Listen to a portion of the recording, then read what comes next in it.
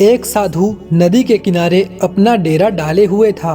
वो दिन भर वहीं बैठा रहता और बीच बीच में ऊंची आवाज में चिल्लाता, जो चाहोगे सो पाओगे। उस रास्ते से गुजरने वाले लोग उसको पागल समझते थे। वे उसकी बात सुनकर अनसुना कर देते और जो सुनते वे उस पर हंसते थे। एक दिन एक बेरोजगार युवक उस रास्ते से गुजर रहा था। साधु की चिल्लाने की आवाज उसके कानों में पड़ी, जो चाहोगे सो पाओगे, जो चाहोगे सो पाओगे।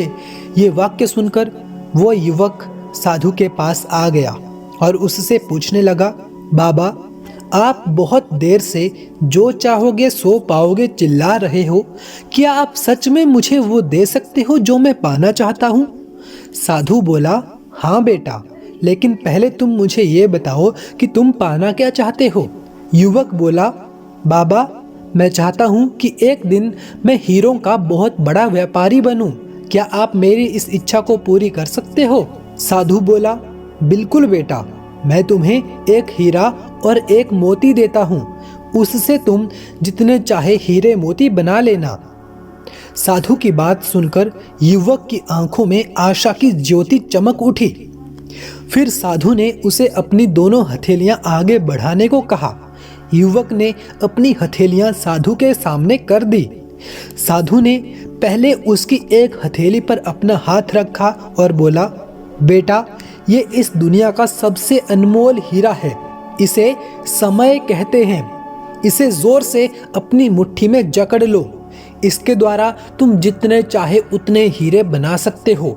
इसे कभी भी अपने हाथ से निकलने मत देना। फिर साधु ने अपना दूसरा हाथ युवक की दूसरी हथेली पर रखकर कहा, बेटा, ये दुनिया का सबसे कीमती मोती है। इसे धैर्य कहते हैं।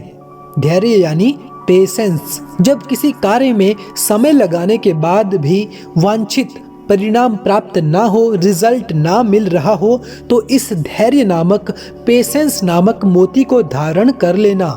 यदि ये मोती तुम्हारे पास है तो तुम दुनिया में जो चाहो वो हासिल कर सकते हो। युवक ने ध्यान से साधु की बात सुनी और उन्हें धन्यवाद कहकर वहां से चल पड़ा। उसे सफलता प्राप्ति के 2 गुरु मंत्र मिल चुके थे। उसने निश्चय किया कि अब वो कभी भी अपना समय व्यर्थ नहीं गवाएगा और सदा धैर्य से काम लेगा। कुछ समय के बाद उसने हीरे के एक बड़े व्यापारी के यहाँ काम करना शुरू कर दिया।